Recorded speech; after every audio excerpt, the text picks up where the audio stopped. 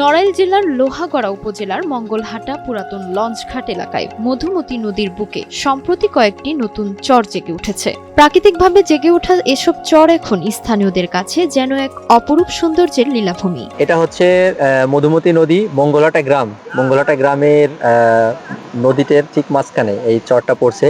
এটা এবার নতুন চর পড়ছে। আর দেখতে পাচ্ছেন পেছনে হচ্ছে কালনা ব্রিজ, খুব সুন্দর একটা ভিউ এখানে। আপনারা এই মধুমতির এই নতুন চরে মঙ্গলহাটার যেটা অবস্থিত, এটা আসতে পারবেন হচ্ছে মঙ্গলহাটা গ্রামে সাবেক লঞ্চঘাটের ওইখানে অবস্থিত মধুমতি খিদমা ক্যাফে। ওইখান থেকে ট্রলারের ব্যবস্থা থাকবে, ইঞ্জিন ট্রলার, সেই ট্রলারের মাধ্যমে আপনারা এখানে আসতে পারবেন। খুব এনজয় হবে। বিশাল বড় চর পড়েছে, এখানে এসে আমার খুব ভালো লাগছে এবং আনন্দ লাগছে। আপনারা আসেন এবং আমরা হচ্ছে ব্লগ বানাই, এখানে ব্লগ অবশ্যই দেখতে পারবেন আমার পেজে। তো চোখ রাখুন এবং আসেন, আপনারা এনজয় করেন।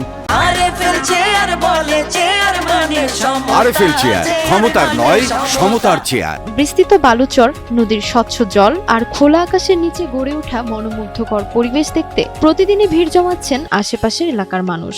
স্থানীয়দের অনেকেই মজা করে এই নতুন চরের সৌন্দর্যকে মালদ্বীপ কিংবা সেন্ট মার্টিনের সাথে তুলনা করছেন। মধুমতি নদীর চর পড়ছে, অনেকে এটাকে বলতেছে কক্সবাজার, অনেকে বলতেছে সেন্ট মার্টিন, অনেকে বলতেছে মালদ্বীপের কিছু। তো আজকে আমরা এটারই প্রেক্ষাপটে আমরা এটা দেখতে আসলাম যে এটা আসলে কতটুকু সুন্দর।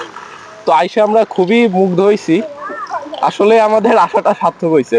তো আপনারা সবাই আসবেন, দেখবেন আমাদের মঙ্গলহাটা গ্রামটা অনেক সুন্দর। সবসময় আগে ছোটবেলা থেকে আগে হইতো কি আমরা ইপার থেকে সাঁতার চরে আসতাম, আবার উপার যাইতাম।